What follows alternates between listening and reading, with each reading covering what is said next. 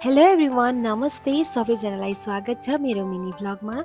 आजको भिडियो चाहिँ क्योतोको बारेमा हो अनि किमोनोको बारेमा हो अनि हाम्रो मिठो पलको बारेमा हो। क्योतोको कियोमिजु देरा मन्दिर जाने बेलामा चाहिँ सान्नेन साका स्ट्रिटबाट जानु पर्थ्यो। त्यो स्ट्रिट चाहिँ एकदमै एस्थेटिक थियो अनि जाने बेलामा हामी अर्कै स्ट्रिटबाट गयौँ भने फर्किँदाखेरि चाहिँ मेन स्ट्रिटबाट नै फर्किएका थियौँ। ती ढुङ्गाले छापिएका बाटाहरू र पुराना जापानी घरहरू देख्दा साँच्चै मनलाई धेरै शान्ति मिलिरहेको थियो र पुरानो जापानको कुनै कथाभित्र गएका छौँ कि जस्तो भान पनि हुन्थ्यो।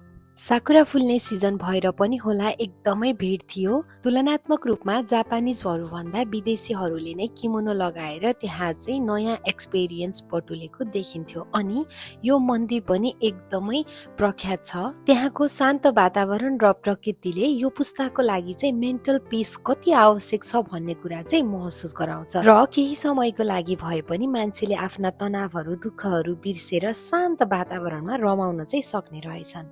जापान आएपछि यहाँको परम्परागत लुगा किमोनो लगाउने मान्छेहरू पनि धेरै नै हुन्छन्। हाम्रो पनि पहिलेदेखि नै इच्छा थियो किमोनो लगाएर क्योतोको गल्लीमा हिँड्दा चाहिँ एउटा छुट्टै र रमाइलो अनुभव हुने रहेछ।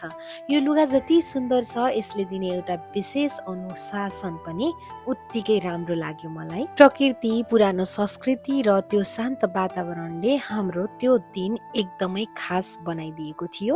तपाईहरुलाई यो ठाउँ कस्तो लाग्यो कमेन्ट गर्नुहोला है त। Thank you for watching. Bye.